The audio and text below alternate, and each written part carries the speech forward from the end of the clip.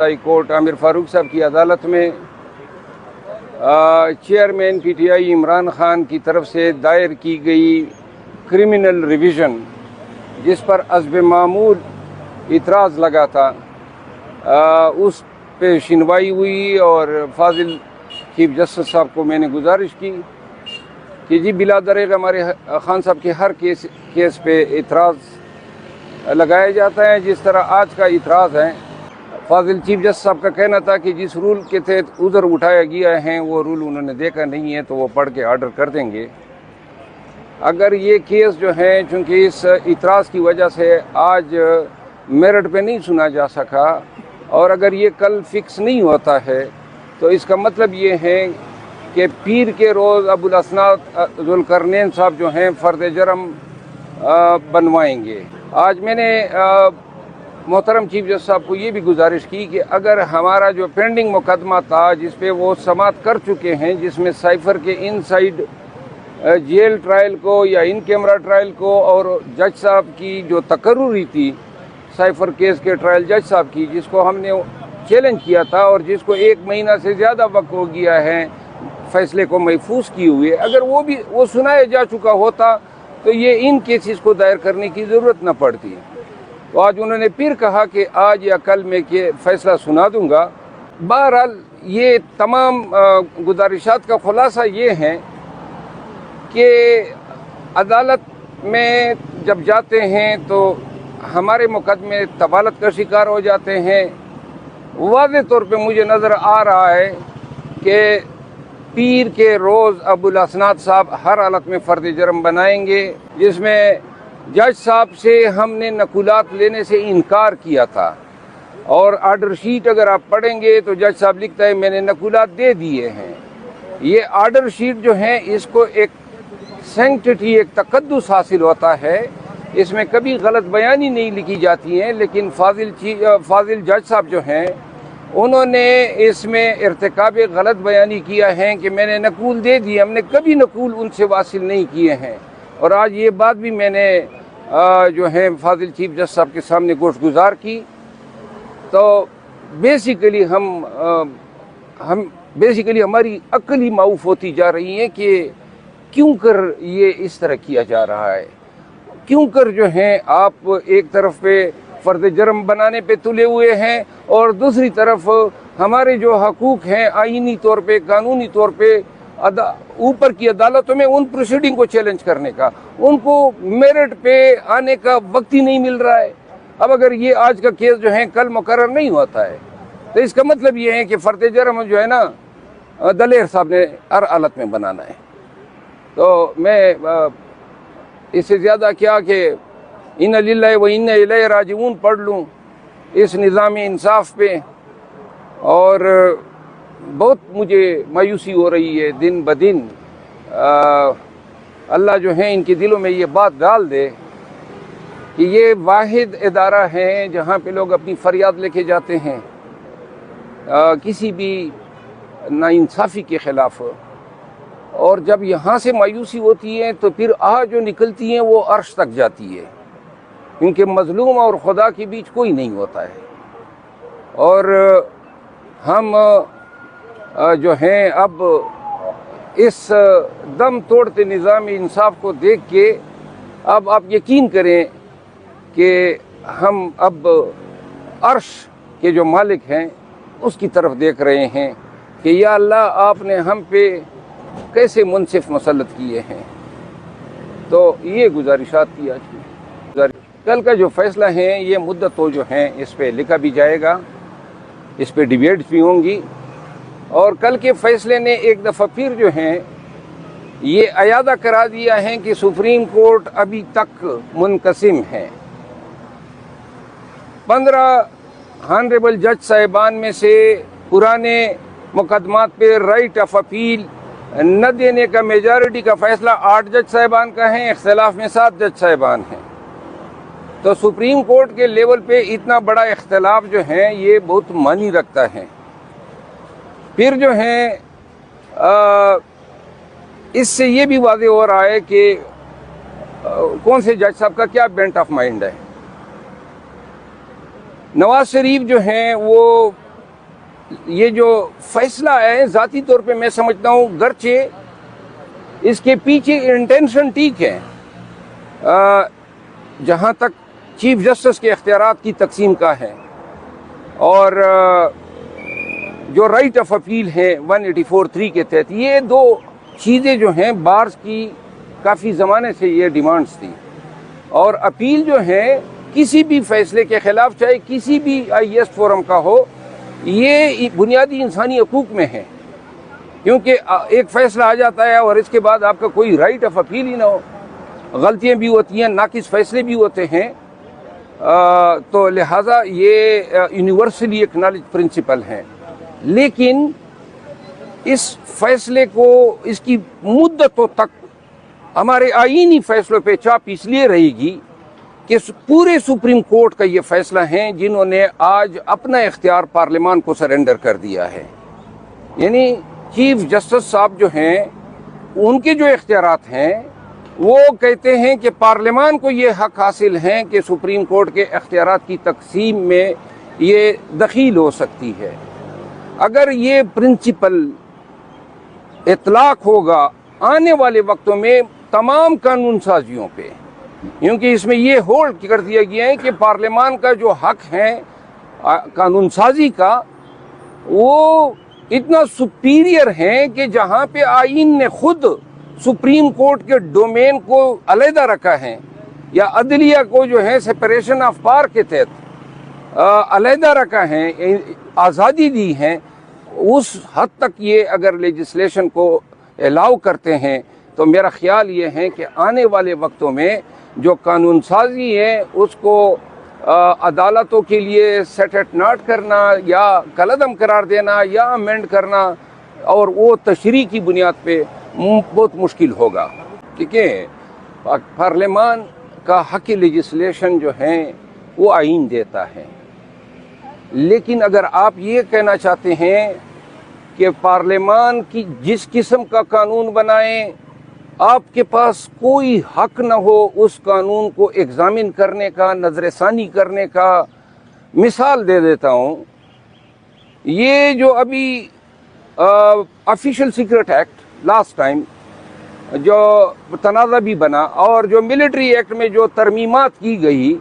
کہ آپ کے گھر میں بغیر وارنٹ کے کوئی گھس سکتا ہے، یہ اس پارلیمان نے قانون بنایا۔ یہ ایک سیاہ قانون ہے، کن مہذب معاشروں میں ایسے قوانین بنتے ہیں؟ پارلیمان ایسے قوانین بناتی ہے، اور یہ اس پارلیمان کو تو آگے رکھا گیا، ربڑ اسٹیمپ تھا۔ تو اب آپ یہ کہنا چاہتے ہیں کہ پارلیمان اگر یہ لکھ دے کہ سورج جو ہے وہ مشرق کے بجائے مغرب میں نکلا کرے گا تو کوئی ان کو کچھ نہ کہیں؟ ایسے پھر میں آپ کو بتا دوں، دیکھیں 184(3) یہ آئینی پروویژن ہے، آرٹیکل 184(3) آئین کہتا ہے۔ اب آئین میں اگر جہاں پہ اپیل کی ریمیڈی ہے وہاں آئین نے اسپیسیفکلی کہا ہے کہ اس کے اگینسٹ سپریم کورٹ کا یہ اپیل کا حق ہوگا۔ جب 184(3) میں اپیل کا حق آئین نے نہیں دیا ہے تو آپ سب آرڈینیٹ لا کے ذریعے اس میں اپیل کا حق متعارف کرا رہے ہیں، تو اب یہ کوشچن پیدا ہوتا ہے کہ کیا اس کے لیے ضروری نہیں ہے کہ آئینی امینڈمنٹ ہو؟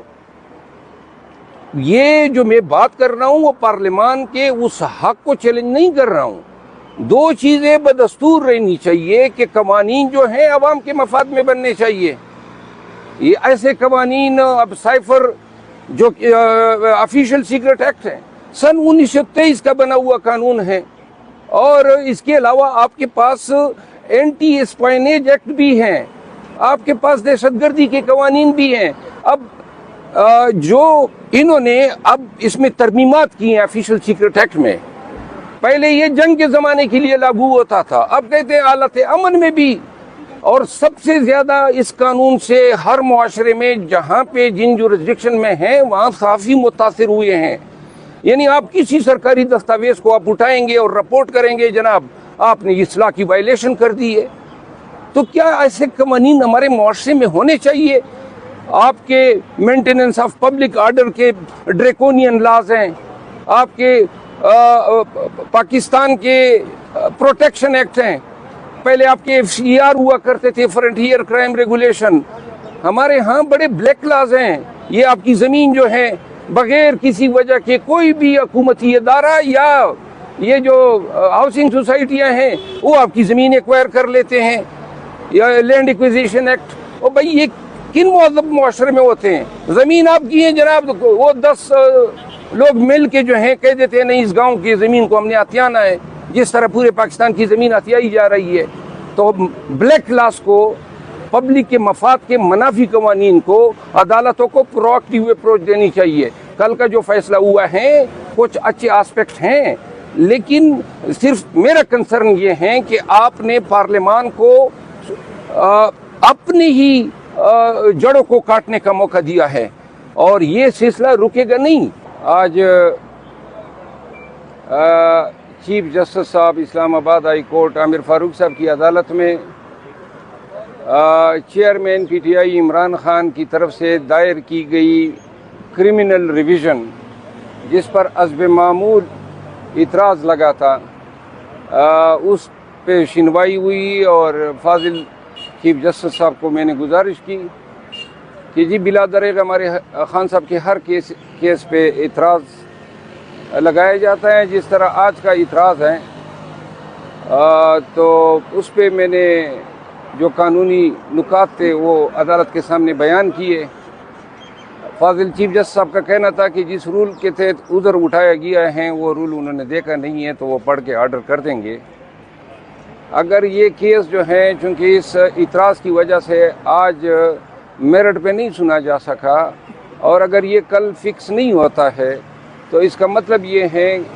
कि पीर के रोज़ अबुल असनाद ज़ुल्करनैन साहब जो हैं फ़र्द जरम बनवाएंगे